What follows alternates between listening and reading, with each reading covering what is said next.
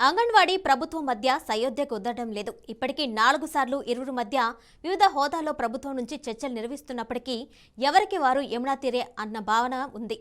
గడిచిన 5 రోజుల్లో రాష్ట్ర ప్రభుత్వం చివరకు కేబినెట్ మంత్రులతో అంగన్వాడీలు చర్చలు జరిపినప్పటికీ ప్రయోజనం లేదు. అంగన్వాడీలు పనికి తగిన వేతనం ఇవ్వాలని 11,500గా ఉన్న వేతనం 26,000గా నిర్ణయించాలని డిమాండ్ చేస్తూ వస్తున్నారు. దీనిపై మరింత సమాచారాన్ని మా ప్రతినిధి దామోదర్ అందిస్తారు. ప్రభుత్వంతో ఎన్నిసార్లు చర్చలకు వెళ్ళారు, ఎందుకు విఫలం అవుతున్నారు? మీకు రాష్ట్ర ప్రభుత్వానికి చర్చలు ఎందుకు విఫలం? ఇప్పటికీ రాష్ట్ర ప్రభుత్వంతో నవంబర్ 30వ తారీఖు ప్రిన్సిపల్ సెక్రటరీ గారితో చర్చలకు వెళ్ళాము. తర్వాత డిసెంబర్ 11వ తారీఖున సిఎస్ గారు పిలిచారు.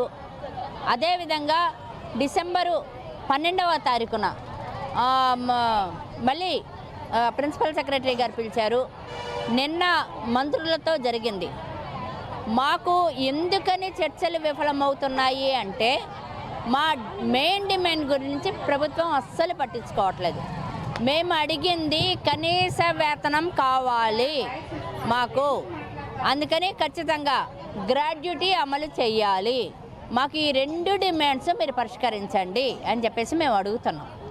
వాళ్ళు ఆ 2 తప్ప ఇంకేమన్నా అనేది అంటున్నారు.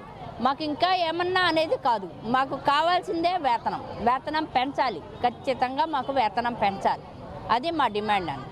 వేతనం పెంచకపోతే ఇప్పుడు ప్రభుత్వం ఏం చెప్తుందంటే మేము మళ్ళీ వస్తే అధికారంలోకి మేనిఫెస్టోలో పెట్టి అప్పుడు మీ జీతం పెంచడానికి ప్రయత్నం చేస్తామని చెప్తున్నారు. ఎంత దుర్మార్గం అంటే మేము ఇప్పుడు జీతం పెంచమని మేము ఇప్పుడు అడుగుతుంటే మేము మళ్ళీ వస్తే చూస్తాము అని అంటే అర్థం ఏంటి?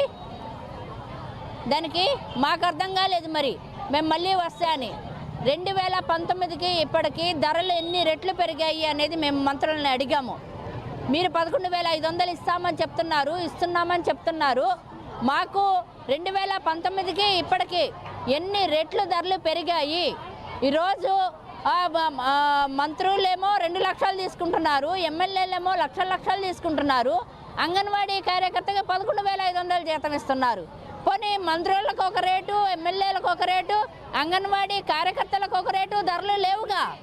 ఇప్పుడు మాకు 1200 రూపాయల గ్యాసు మేము ఏ విధంగా కొనగలము? 2019లో 400 అయితే ఇప్పుడు 1200, కరెంటు ఛార్జీ 200 అయితే ఇప్పుడు 800, కందిపప్పు అక్కడ అప్పుడు 80 రూపాయలు అయితే ఇప్పుడు 200 రూపాయలు.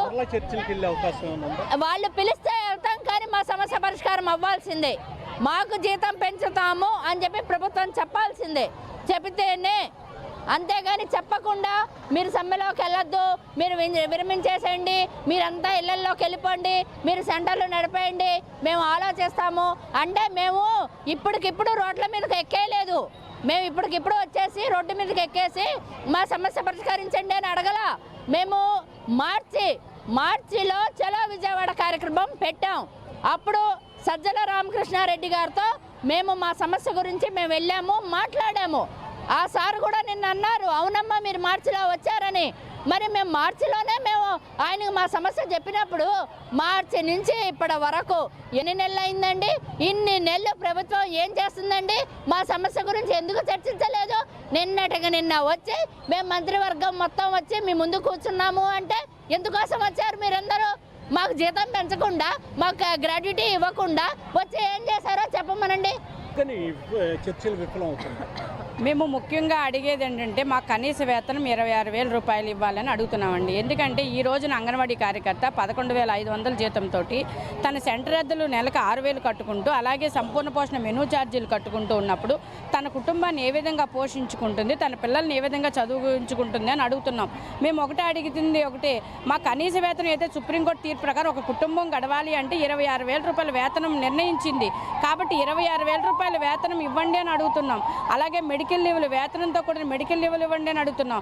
సుప్రీంకోర్టు అత్యున్నత న్యాయస్థానం తీర్పు ఇచ్చింది 2021లో అందరికీ గ్రాట్యుటీ సదుపాయాన్ని, వర్కర్లందరికీ గ్రాట్యుటీ సదుపాయాన్ని కల్పించండి అని. దాన్ని కూడా ఏమీ లెక్క చేయకుండా ఎన్నిసార్లు చర్చలు జరిపినా కూడా విఫలమవుతున్నాయి. ఎందుకంటే ముఖ్యంగా కూడిన సమస్య ఒకటి, వేతనంతో కూడిన సమస్య. ప్రతిదీ కూడా మనం రూపాయి పెట్టి కొనుక్కుంటేనే కదండి. మరి వేతనం వల్ల భారం అంటే ప్రతిసారి మేమైతే లెక్కలు చెప్తున్నాము, ఇంత ఖర్చు అవుతుందని. కాకపోతే ఆర్థికంగా ఇబ్బందులుగా ఉన్నాయి కాబట్టి వేతనాలు పెంచే ప్రసక్తి లేదు. ఆలోచిస్తాము, తర్వాత ఎన్నికల మేనిఫెస్టోలో పెడతాము మీకు సంబంధించిన హామీలు, తర్వాత ఎలక్షన్స్ అయిపోయిన తర్వాత మేము తీరుస్తామంటున్నారు. ఏదైనా వేతనంతో కూడిందేనండి. మా మెయిన్ డిమాండ్ అంటే మాకు వేతనాలు పెంచాలి. వేతనాలు పెంచే వరకు కూడా మా సమ్మెని ఆపేది లేదు.